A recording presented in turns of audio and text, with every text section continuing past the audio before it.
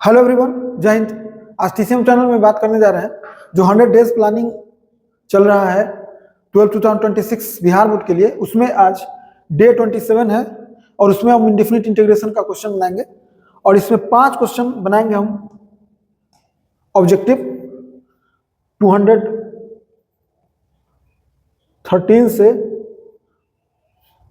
217। 5 question objective हो गया और सब्जेक्टिव एक क्वेश्चन बनाएंगे हम 2 मार्क्स के लिए। एक क्वेश्चन 2 मार्क्स के लिए सब्जेक्टिव बनाएंगे 48 नंबर क्वेश्चन। तो हम बोलते हैं कि आप कोई भी जो क्वेश्चन आप बनाते हैं अब यहाँ आज बनाएंगे, उसको बनाने से पहले डे 26 तक एक बार रिवीजन कर लीजिए। जो आंसर हाईलाइट किए हुए उसको जल्दी जल्दी देख लीजिए। रुकना उसी पर है जो क्वेश्चन आपको हार्ड लगता है। रिवीजन करने के बाद एक बार सोचना है कि हमको 100 मार्क्स लाना है मैथ में, और उसके लिए ऑब्जेक्टिव भी अच्छा होना चाहिए, सब्जेक्टिव भी अच्छा होना चाहिए। तो चलिए शुरू करते हैं। पहला क्वेश्चन। इस क्वेश्चन को देखने के बाद 2 टाइप का फंक्शन यूज हो रहा है। 2 टाइप का फंक्शन यूज होता है, तो इंटीग्रेशन बाई पार्ट से भी बन सकता है और सब्स्टिट्यूशन मेथड से भी। पहला सब्स्टिट्यूशन मेथड यूज करना है, तब इंटीग्रेशन बाई पार्ट सोचना है।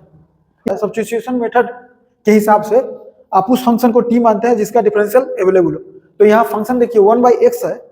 अगर हम यहाँ इसमें पुट कर दें 1/x के बदले अगर हम t पुट कर दें, तो 1/x का जो डिफरेंशिएशन होगा या डिफरेंशियल कहिए, वो होगा -1/x² dx is equal to dt। तो यहां से हो गया dx/x²। जहां भी मिलेगा क्वेश्चन में हमको वहां लिखना है -dt। तो ये क्वेश्चन का आंसर लिखाएगा पहले 2 टू द पावर t और dx/x² के बदले -dt, यानी ये -dt हो गया। और इसका फॉर्मूला होता है डायरेक्ट, माइनस तो बाहर है, इसका फॉर्मूला होता है 2 टू द पावर t, वही का वही, लेकिन डिनोमिनेटर में log 2 होगा प्लस कांस्टेंट।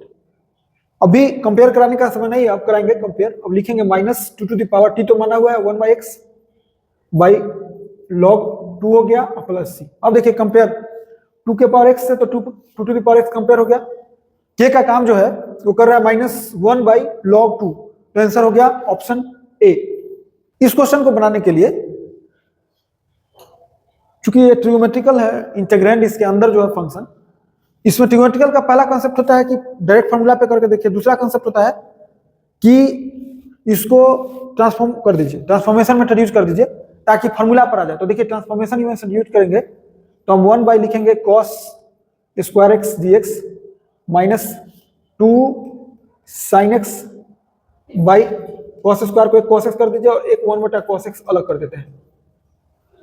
तो ये लिखेंगे sec स्क्वायर x dx हो गया -2 और 1/cos x जो होता है वो होता है sec x, और इंटू साइन बाई cos जो होता है वो tan x होता है dx। अब sec स्क्वायर का फॉर्मूला इंटीग्रेशन आपको मालूम है, आंसर होगा tan x -2 sec x plus constant. तो tan x -2 sec x plus c, option A हो गया। देखिए इस क्वेश्चन को बनाने के लिए पहले तो फंक्शन पहचानना है कि ट्रिगोमेट्रिकल है फंक्शन इंटीग्रेंड। यहाँ जो फंक्शन है वो ट्रिगोमेट्रिकल है। ट्रिगोमेट्रिकल का कंसेप्ट होता है या तो डायरेक्ट फॉर्मूला ले चलिए, नहीं तो ट्रांसफॉर्मेशन, नहीं तो सब्स्टिट्यूशन। अभी यहाँ ट्रांसफॉर्मेशन से काम चल जाएगा मेरा, क्योंकि हम इसको लिख सकते हैं cos 2x को, एक फॉर्मूला उसका 2 cos square x -1 minus cos 2 alpha को भी लिख दीजिए 2 cos square alpha -1 upon cos x minus cos alpha dx। फिर बढ़ाते हैं आगे, यहाँ 1 से 1, चूंकि ये -1 है, ये -1 प्लस 1 कैंसिल हो जाएगा, तो 2 कॉमन हो गया तो 2 बाहर हो गया। अब लिखाएगा cos square x minus cos square alpha by cos x minus cos alpha dx।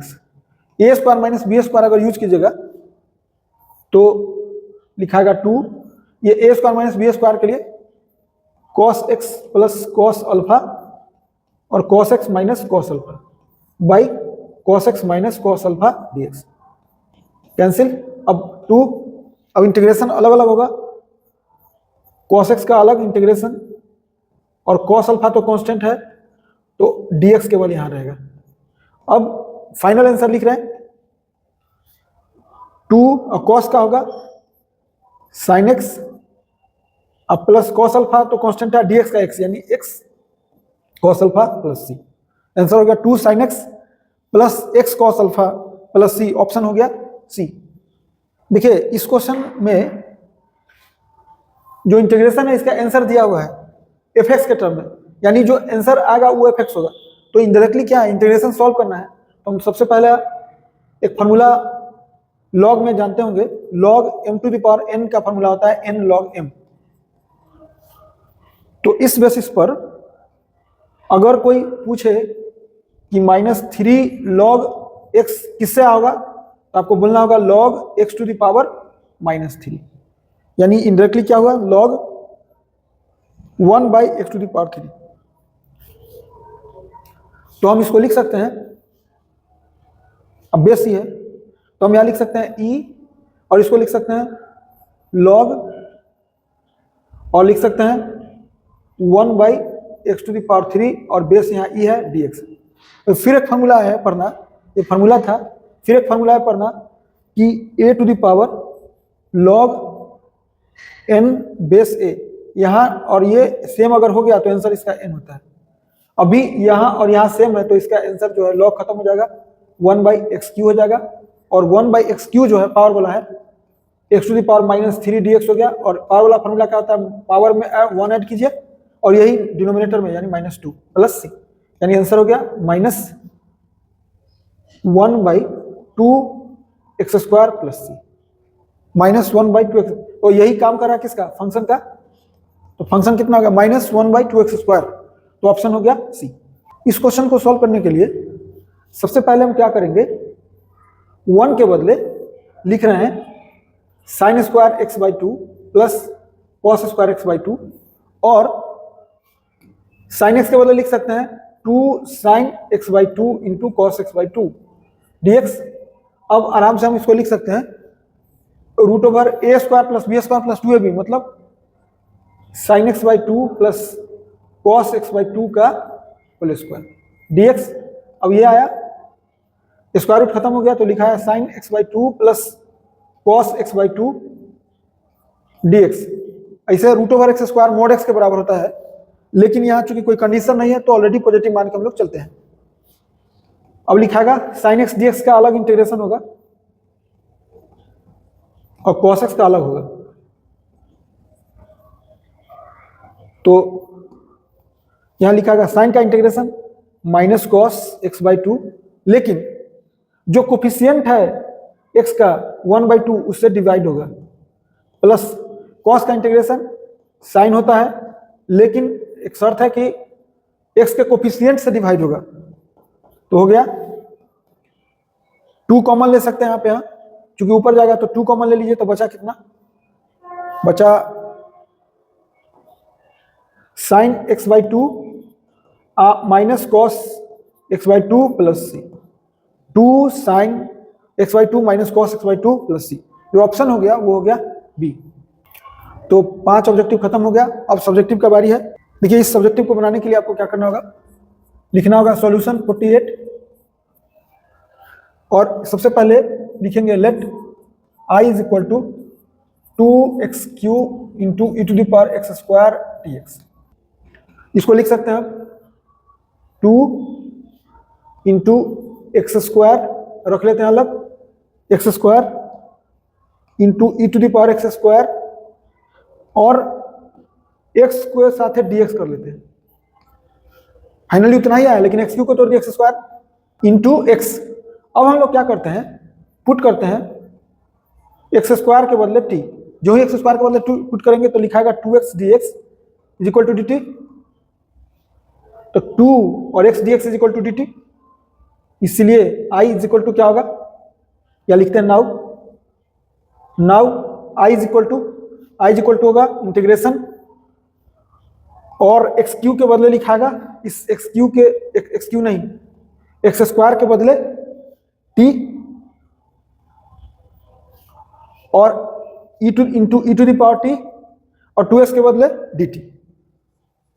अभी खत्म नहीं हुआ है, ये इंटीग्रेशन वाले पार्ट का है। अब इसको सॉल्व करेंगे हम लोग, तो लिखेंगे, इधर लिख दे रहे formula, integration of first into second dx is equal to होता है फर्स्ट को छोड़िए, सेकेंड का integration minus integration of second into differentiation of first into dx, और ये आइलेट रूल के हिसाब से होता है। आइलेट रूल के हिसाब से फर्स्ट सेकेंड होता है। तो अलजेब्रिकल एक्सपोनेंशियल सबसे लास्ट में है, अलजेब्रिकल पहले है, तो अलजेब्रिकल फर्स्ट का काम करेगा और एक्सपोनेंशियल सेकेंड का काम करेगा।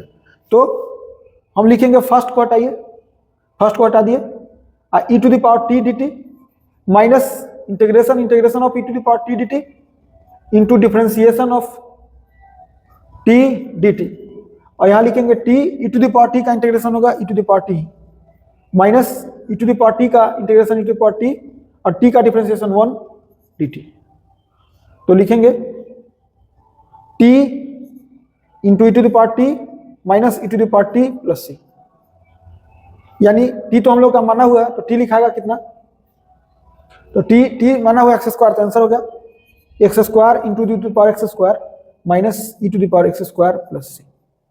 आप बहुत कर सकते हैं, तो लिख सकते हैं हेंस इंटीग्रेशन सीधे 2x cube e to the power x square dx is equal to लिखाएगा e to the power x square bracket में x square minus 1 plus c, यही आंसर हो गया। तो आज के लिए इसमें इतना ही, थैंक्स।